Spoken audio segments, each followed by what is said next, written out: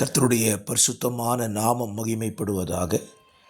ஆசீர்வாதமான ஒரு நல்ல காலை வேளையிலையும் பாளையங்கோட்டை இந்திய தேவ சபையிலிருந்து காலை மன்னாவை உங்களுக்கு வழங்குவதில் மிகுந்த சந்தோஷம்.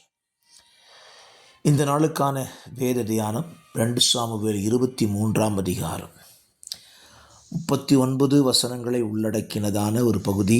தாவீதினுடைய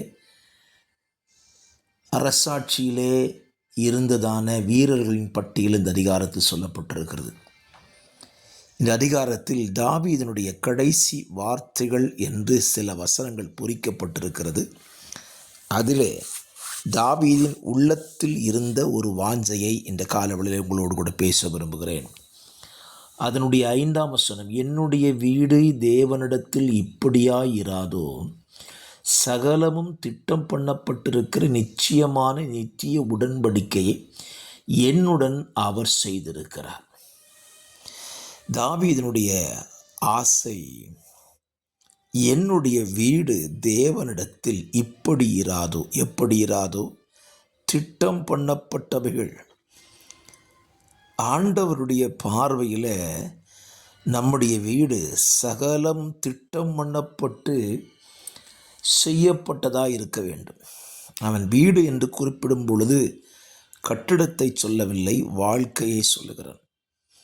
இன்றைக்கும் நம்மில் அநேகருடைய வாழ்க்கை கர்த்தரால் திட்டம் பண்ணப்பட்ட ஒரு வாழ்க்கையாய் வாழ முடியாமல் போய்விடுகிறோம்.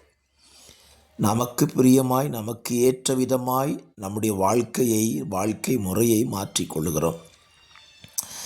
ஆனால் தாவீதின் ஆசை, என்னுடைய வீடு அப்படி இருக்கக்கூடாது. தேவனால் திட்டம் பண்ணப்பட்டதான ஒரு வீடாக, ஒரு குடும்பமாக, ஒரு வாழ்க்கையாக இருக்க வேண்டும் என்று தாவீது விரும்பினார்.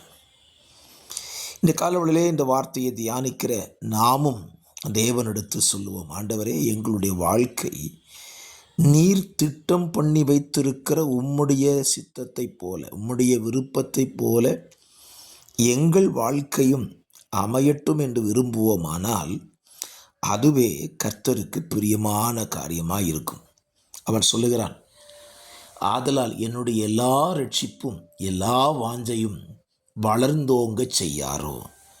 நம்முடைய வாஞ்சையும் நம்முடைய எல்லா விதமான எதிர்பார்ப்பும் தேவனிடத்தில் இருக்கிறது போல என் வாழ்க்கை இருக்க வேண்டும் என்று இருக்குமானால் நிச்சயமாய் கர்த்தரதை வாய்க்க பண்ணுவார்.